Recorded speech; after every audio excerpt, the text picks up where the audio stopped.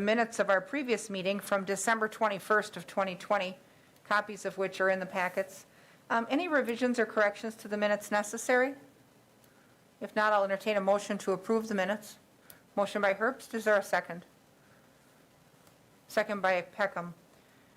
We don't have any members participating tonight on WebEx, so we will voice vote all of our items. So with a motion and a second to approve the minutes, members in favor signify by saying aye. Aye. Opposed? None are opposed. That motion carries. Item number 2 is to consider approval or denial of various license applications. You have the list in front of you this evening, and let me just switch over to the list. In amongst the list is the approval of a new liquor license for part of the Jefferson Street Inn. The Liquor License Review Subcommittee met just prior to this meeting. And the situation there is that the banquet space and the hotel are separately managed from City Grill. And there's a plan that the hotel and the banquet space would be sold to another entity, which would then need its own liquor license separate from City Grill. But there's no change forecasted in the operation of either facility. In fact, we have Mark Craig with us. He stayed around in case you guys have questions for him about the operation of the hotel or the restaurant. But the subcommittee recommended that we approve that transfer, and that is in the batch with the rest of these. We do have a denial recommendation. We've got a couple denial recommendations who can address the committee if they so choose. First one recommended for denial is public transport driver Philip McClure. Is Philip McClure with us this evening to appeal the denial? Philip McClure? Let the record show he has not appeared to address the committee. The other denial recommendation is for public transport driver license for James Lake, and we had deferred this one last month. Chief Bliven reviewed the information, and he is standing firm on his previous denial recommendation. Is James Lake with us this evening? He is not, so let the record show he has not appeared. With that, the rest of the licenses are renewals or the ones that we discussed prior. I would accept a motion to accept or deny licenses as recommended by staff at this time. Motion by Peckham. Is there a second? Second by Herbst. Further discussion or questions? Go ahead, Pat. I would just say that if Mr. Lake had been here, I think we mentioned last time that if he came back, possibly with, letters of recommendation or something like that, that we would consider, further his wish for this license. But if he's not here, I guess that indicates that he's no longer interested or something, but so. Or does not have that supportive information available, so. Yeah, so. Moving Sure. on. Chief Bliven, if you want to speak to that, come on up. I did review the criminal history of Mr. Lake, and then I did speak with him over the phone about the recommendation for denial. He said in the meeting last month that he was denied based on some read-in charges from the early 90s, which isn't really accurate. He did have felony forgery convictions from the early 90s, and had child sexual assault charges that were read in, but that wasn't the reason for the denial. The reason for the denial was numerous domestic battery convictions within the last few years, and battery is an exempt status in terms of our policy within the city. So that was the reason for the denial in conjunction with his felony status. Yeah, that makes me feel better about the denial. Thank you. Okay. You're welcome. Thank you for that. So with no further discussion, we have a motion and a second on the floor to accept or deny licenses as recommended by staff. Members in favor signify by saying aye. Aye. Opposed? None are opposed. So those licenses are approved or denied. Item number 3 is discussion and possible action on the prohibition of possession of firearms and weapons at polling places. You'll recall under our emergency order, when the November election rolled around, the mayor had issued an emergency proclamation right before the presidential election that precluded people from carrying weapons and firearms into our polling places. And this has been an item of discussion on the Safe Elections Task Force that was formed since April. And given the fact that a number of our polling locations at one point were schools, it was less of a concern because there was already a weapons ban at schools. But a number of those sites now have changed. Many are churches and other venues. And so the Safe Elections Task Force sent us a recommendation to consider making the mayor's temporary order permanent, that at election time, there should be no need for people coming to vote to harbor weapons in the polling place. So they're asking us to approve that tonight to make that order permanent, so that would apply then to all future elections. Do you have questions on that item at all? If not, is there a motion to approve that item? Motion by Herbst, is there a second? Second by Wadinsky. Further discussion or questions? Seeing none, members in favor signify by saying aye. Aye. Opposed? None are opposed. That motion carries as well. Item number 4, discussion and possible action on approval of an agreement between the City of Wausau and Marathon County approving Level B hazardous materials response agreement, appointing the city and Wausau Fire as the local emergency response team countywide. We do have Deputy Chief Bartek with us to talk about this, and for a long, long time, our fire department has been the one-stop hazmat for our area, and periodically we come to renew those agreements, so welcome. Hello. This is actually different than our state contract. Okay. So if you recall, we are a regional team contracted by the state of Wisconsin to provide Type 2 hazmat team. This is actually a new agreement that we are entering in with Marathon County. All 72 counties in the state of Wisconsin are required to have a Level B hazmat team at their disposal, whether they contract one or have one of their own. Marathon County has had their own hazmat team for many, many years, but due to increasing demands placed upon them for training, for equipment, for ongoing education, the tools and equipment required, and the personnel, and with the low volume of calls that these hazmat teams see, that they are having difficulty keeping that team functioning. They approached the mayor and our department this past fall about us taking over the county's Level B responsibilities. We're actually a step lower than our regional responsibilities. And truth be told, the Marathon County team, much like in the Abbotsford incident a few years ago, where they had a chlorine release, the Marathon County team responded, then immediately requested the Wausau team as the regional response team, and we were out there. So we really felt that we could work cooperatively with Phil Rentmeester in the Emergency Management Office to cooperatively come to a great agreement that could serve the Marathon County residents and the City of Wausau residents. So we looked at contracts from around the state. The contract that we used as a template was the Eau Claire, who hired Eau Claire Fire to do the Eau Claire County hazmat, and that's the situation that we're looking at here. So Tara has looked into the legal lingo, which firefighters are not the best at, and come up with a good draft that she's forwarded over. So Okay. we're ready to take on the challenge, and I think it's going to be a good agreement going forward. So. Well, and we've been funding and training our team for a long time, and I think the fact that you would be most likely, if it's a significant incident, there anyway, and we already have funded and trained and equipped a team for a long time, it certainly makes sense to have those synergies. That said, I know that Tara was still finalizing some of her legal review. She had at least given it the cursory review, but is really delving into the meat of it. I guess the only thing I would ask is if we approve the agreement tonight, that we approve it contingent upon completed legal review, just so she can get that in-depth look, and she'll have that done before it gets to council. Tara? Yeah, I just, I went through the agreement, and just as a point of clarification, the agreement started out with some pretty broad indemnification language, where the city and the county would agree to indemnify each other for anything that occurred under the contract. Since the city of Wausau is really the only one doing anything under the contract, that was a little bit concerning, and there are a number of statutory or statutory, what's the word I'm Immunities? thinking? Yeah, thank you. statutory, I'm going to promote you to work.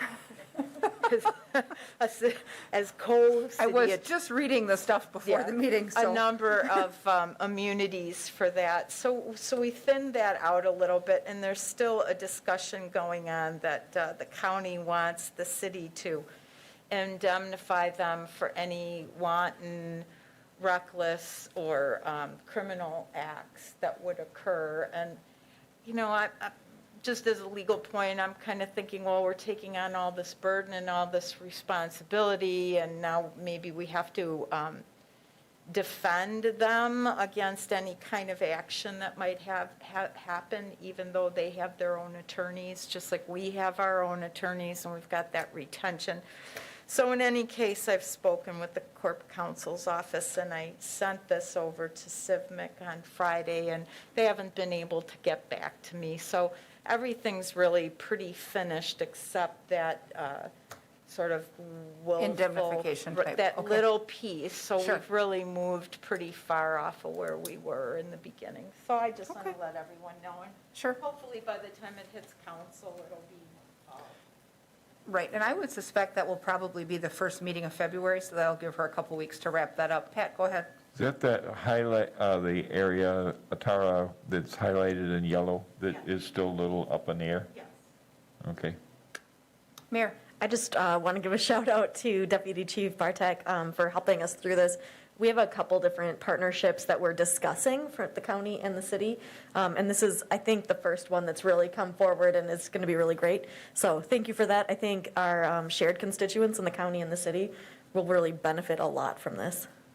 Excellent. Good to see that our working relationship with them is continuously improving, so that's comforting. All right, so with that, do we have a motion then to approve the agreement contingent upon completed legal review? Motion by Peckham, is there a second? Do we have a second? Second by Herbst. Further discussion or questions? Members in favor signify by saying aye. Aye, opposed? None are opposed, so that item is approved as well. Item number 5, discussion and possible action regarding COVID-19 related mask requirements citywide. You'll recall in November, we went through the task of passing a resolution to support widespread mask use to stem the spread of COVID-19. We did that to lay behind the governor's statewide order and to be subordinate to that. And this resolution really just extends the date from the end of January to the end of March, because the governor just extended his order Friday night into March. And so the terms are no different. The functionality is really no different. It's just kicking out that date because he's kicking out his date. So any questions on that at all? Go ahead, Pat. Yeah, I was going to ask why we would stop at March, because I don't think the wisdom of mask wearing is going to expire before then. But are we kind of going in step with the governor's office with this? Trying to, yes. I think Okay. that was our original motivation, was to kind of stay with them and not to get too far ahead of them. So, So in 2 months, if it looks like the governor either is about to or has extended the statewide thing, we can kick this out again. correct. But we Okay. kind of want to take it in small steps as well and not, leave it in effect too long if things would turn around. So Yeah, cross your fingers. that's right. Any other questions or discussion on this item? If not, is there a motion to approve the date extension? Motion by Wadinski, is there a second? Second by Peckham. Further discussion or questions? Seeing none, members in favor signify by saying aye. Aye, opposed? Motion carries. Let's see, item number 6 is discussion and possible action recommending adoption of a city resolution in opposition to a new proposed state legislation allowing the sale of cocktails to go. I guess I'll give you a little bit of background on this. You've got some copies of it in your packets as well. This is some new legislation that's circling around down in Madison right now, still looking for a co-sponsor. But as it's written, it needs a bunch of work. First, alcohol licenses are controlled by a state statute under Wisconsin Chapter 125, which gives municipalities the control to issue licenses, suspend and revoke licenses, and create provisions within those licenses that allow businesses to function. And that local control is key because we as municipalities can work with our business communities and react faster and react more fully to the needs of the business community than what a statewide order could. And so in reviewing this legislation as it came forward, it occurred to me that as the state starts to stick their toe into these processes, that really does usurp local control.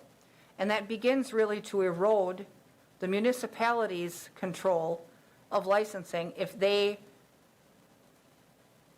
overarchingly open stuff like this up statewide. The city of Wausau has already taken steps to help our businesses. We've waived all their license fees. We've created, just last month, the ability for grocers to deliver alcohol curbside with a food purchase. We created provisions to allow dining in the street. We allowed them all to amend their premise to use their parking lot for outside seating. We've allowed our Class B license holders, which are restaurants and taverns, to sell closed containers and deliver them to vehicles with food. And so a lot of the things that, they're shooting for at the state level with this cocktails to go business, we've already done. And other municipalities have the power to do what we did without any state order to instruct them to or enable it. And so I think as a municipality, it does nothing for local control if we don't stand up as communities and say, wait a minute, state legislators, let us manage this as municipalities. We are the ones who are equipped to do that. And so I think it makes sense for us to, even though their heart may be in the right place trying to help businesses, there's other ways to help businesses besides taking control away from cities. And so I had asked for this to be on tonight because I think we should have a discussion about, whether or not we support or oppose them taking up our duties. So what are your thoughts, committee? Go ahead, Pat. I don't know, have we solicited the opinion of the Drug and Alcohol Task Force on this? We have. Melissa Moore was out last week when I contacted her, but I did talk with Julia Sherman from the Wisconsin Alcohol Policy Project through UW Law School. She's advised the committee before and made trips up to work with us when we've had licensing issues with various tavern vendors and things like that. And when we've passed some local policy to address our alcohol culture, she's also been kind of lockstep with us as a community. Her assessment of this and mine were pretty similar right off the bat about local control. And she too has concerns about taking local control from cities because cities are really best equipped to take these actions. The thing with this cocktails to go also is that as written, it doesn't have a firm sunset date. And right now it doesn't contain any provisions that the items be transported out of reach of the driver. So at what point do you deliver a cocktail to go and somebody drives off with it in a cup holder? I mean, when we did it with grocers and when we did it with our Class Bs, we made sure that the stuff that when it gets delivered to the vehicle isn't driving away in the hands of the operator, and that someone is going to verify the operator's age and the operator's state of sobriety. And so we were able to do it with the proper controls and ensure that it's not making a negative impact on the progress we've made toward underage access to alcohol and OWI. So I think we did it in a frugal way, but we got where we needed to go. This needs a whole lot of work if they were going to approve it. Mayor? Yeah, I just want to say that initially when I saw this on the agenda and we talked about this, I wasn't so sure how I felt because I really like the innovation that we came up with as a city, and I would hate to see that go away. But really, I reached out to a couple of folks in the assembly, and they said that this bill really does need a lot of work.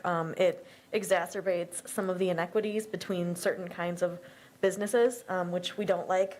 We've figured out a way to make it work for a multitude of our local businesses. So I think that from that standpoint, I think we're kind of headed in the right direction here. Mm-hmm. Thank you for that. Pat? Yeah, I think the local control issue is something that can be a factor in this, but I just think it's a bad idea. I think there's a significant number of these beverages that are never going to make it to the purchaser's home. Going to be consumed on the way. You might as well just give them a straw with the packaged cocktail. So I just think it's a bad idea, and it invites drinking and driving, and we should we can state whatever reasons we want to for the opposition, but I think we should pass this measure and send that message. Okay. Would you like to make a motion to approve the resolution, and then we'll forward it to council? I would make that motion. Motion by Peckham, second by Herbst. And you have a comment, Dawn, or? I just Go wanted to ahead. say that, I'm not sure where I read, if it was City Pages or if it was one of the local papers recently, just lately, where I did see the pouches that were sealed with the straw in it, and you could see that they were mixed drinks. But my thinking on this is, we're allowing the grocery stores to do this, and we want to help our restaurants and bars.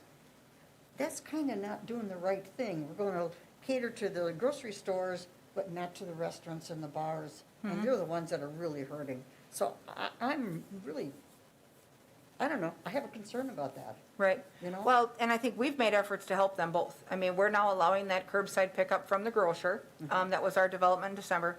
But we have always allowed Class Bs to sell closed containers for carryout.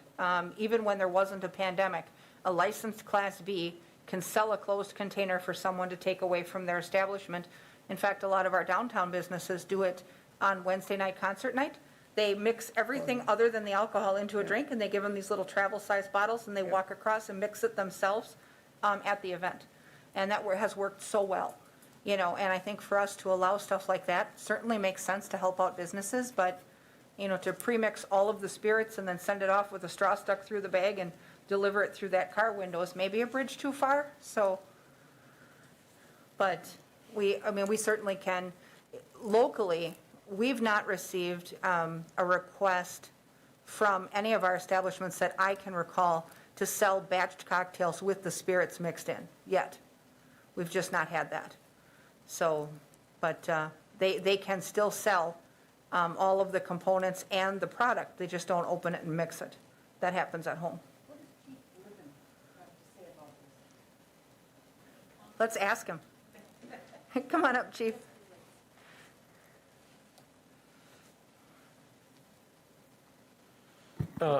So to be straightforward, I haven't read the legislation, so I don't know exactly what the legislation says. In concept, my concern is similar to Ms. Rasmussen's, which is, I think it's more of an economic proposal to equalize, between grocery stores and taverns. But at the same time, I think it's really important to be cognizant of the safety issues that exist if we're going to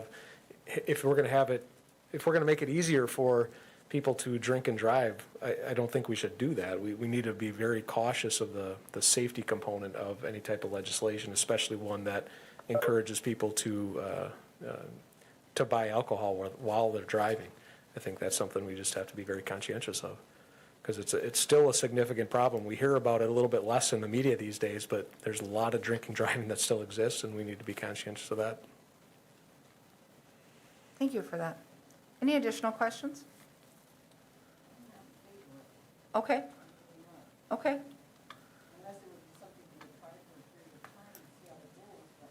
Well, and this is a state thing, so we haven't initiated anything that would mirror this at the city level. But, if we don't want the state to head down this path, this resolution really would be sent to our state representatives, and we would ask them to oppose the legislation. Whether or not they do, once it gets to the floor, is certainly up to them.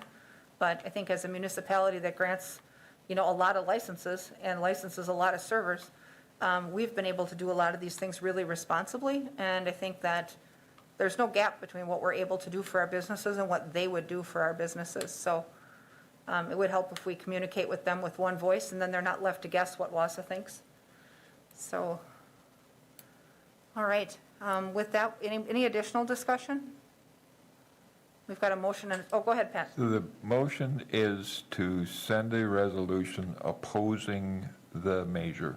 Yes. Okay, And thank it's you. just a communication to our state reps.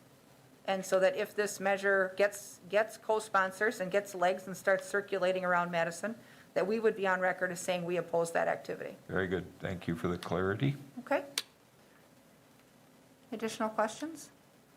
If not, we have a motion and a second on the floor. Members in favor of opposing this premise, vote aye. Aye. Members opposed, vote no. None are opposed. This motion passes. Item number 7 is the operations report from the fire department for December of 2020, and you've got that report in your packets.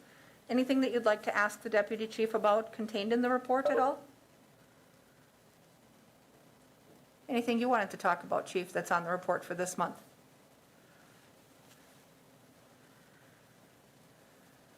The only thing I can really highlight for December is that's when we do our Keep the Wreath Green program from Thanksgiving to Christmas. We had 2 red bulbs this year. One was a significant fire on Christmas Eve that we were able to put a good stop on, and I believe that the family's going to be able to reoccupy that home. Other than that, our standard month. Sure. Okay. With that, we'll put the fire department report on file. Item number 8 is tavern activities, compliance checks, and law enforcement activities, and you have that report in your packets as well. And as usual, it's been an active month on the tavern report. A variety of things have taken place there. Anything notable on the report that you'd like to ask the chief about? Or anything that you would like to talk to us about, chief? Go ahead, Pat. Yeah, I think the voice-to-text program is having a little fun with us. I was able to figure one of them out where somebody was out on their balcony to get some pressure, and I think that was supposed to be fresh air. Fresh air.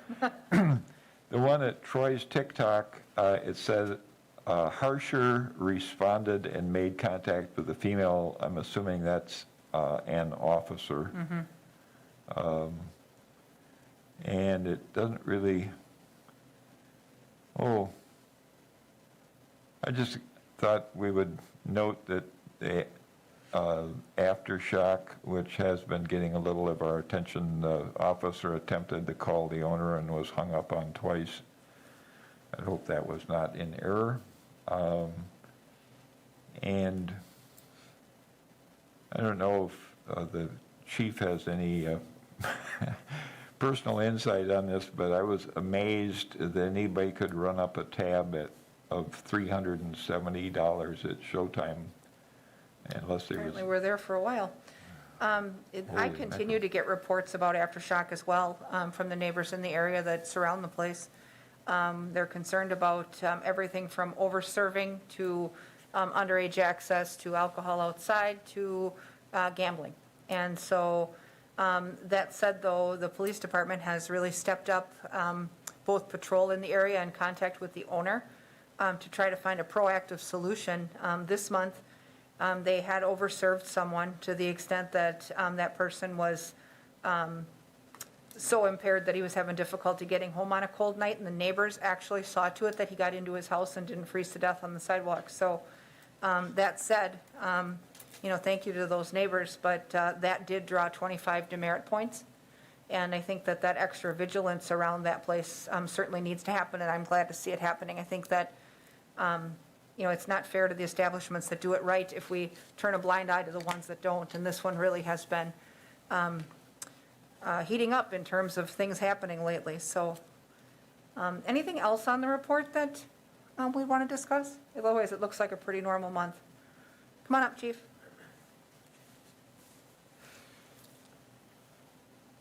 Sorry to extend the meeting a bit. That's okay.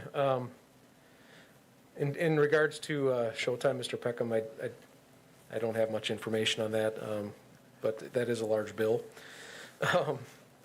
And then I would say that just to note that we are going to be going back to doing tavern checks, which we had stopped as a result of COVID. So as of this month, we are starting to do those checks again. So you'll see those in the tavern report starting next month. And did I talk last month about the modified report that I'm working on for the committee or not? No. And I did see, this month, I did notice we had a little hiccup in December over at Lopnos as well, which normally we don't see that stuff with that frequency from them. And I wonder now that that's put them to 75 points, if it wouldn't be worth it to have a dialogue with them before things get any worse.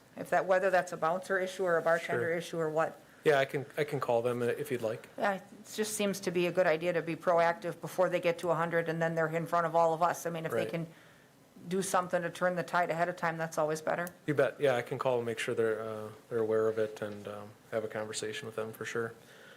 So in regards to some of the discussions that have occurred at city council meetings and at this committee meeting, I've looked at ways to just make sure that the committee's aware of law enforcement activities. And, historically, we've just talked about tavern report and what's going on at bar establishments, which I think is appropriate, but there's a lot more that goes on in regards to public safety and at the police department. So, and there's a lot of other issues that are addressed at this committee. So I'm working on developing a report that I hope to have ready by the March meeting.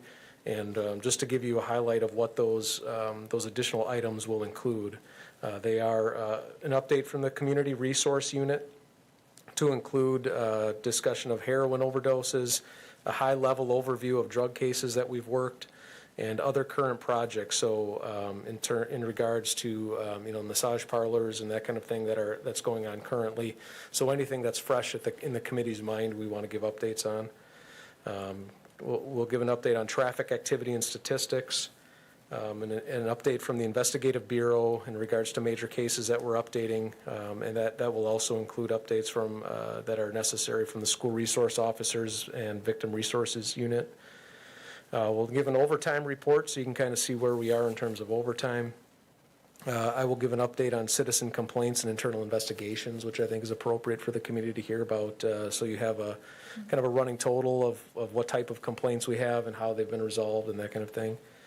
An update on event planning. You guys approve, special events in the city, so we can give you an update on what we're doing to plan for some of those events. An update on homelessness and crisis assessment response team data. We keep that data, so that should be relatively easy to compile into a report for you. And then a general crime statistics update. Some examples would be domestic violence, drunk driving, those kinds of just general crime statistics and data, so you have some information there. And then, of course, we'll still provide the tavern report. So the report will be much more inclusive. Hopefully by March, we'll have that information ready and have it compiled for you. Excellent. Pat? As you mentioned it, what's the status on the massage parlor thing? Have the establishments been notified of the license requirements? Yes, we sent out a letter last week to all of the establishments, and we have a timeline in place. I don't recall it, but within the next couple of weeks, we'll be making personal visits to those establishments to verify the licensing. So that's in the works. Okay, I think that's excellent, and, I think, what was it, November or December, we passed that, so that's moving pretty quickly, and it's satisfactory for sure. And I know there's been some complaints that have been coming in still from, establishments that are licensed, so we want to make sure that we're responsive to those. Yeah, they need to realize, we pass something here, it takes a while to get something implemented. For sure. And, how we're going to work this out, how we're going to notify them, who all do we need to notify, what do you tell them, what do you tell them that they need to do and all that stuff, You so. bet. Well, Not as hopefully, easy as sitting here and, pushing the button and say, okay. If only the solutions were that yeah, easy. Henceforth, licenses will be required, and if you don't do it, you're busted. No. sure. Get one of those easy buttons, we'll just hit it at the end of the meeting. That'd be and it'll good. perfect. We Yeah. want to be the first committee to get one. Right. Yeah. So hopefully I should be able to give you an update next month. Yeah, I think it's a good So, approach, and I think it'll help. I agree. Excellent. I think that report's going to be helpful as well. And to have that contained in the packets, I think for anyone that follows the committee's activity or reads our meeting packets online or, reads them in connection with our agendas, I think that's actually even a good indirect communication out to the community as well, so they can see really what's happening. And super transparent report. So thank you for that. That'll be exciting to see for March then. So with that, the last item on our agenda is communications. I have none. Does anyone else have anything? If not, then I'll take a motion to adjourn. Motion by Peckham. Second by Wadinsky. Members in favor signify by saying aye. Aye. Opposed? No one's opposed. We'll stand adjourned, everybody. Thank you.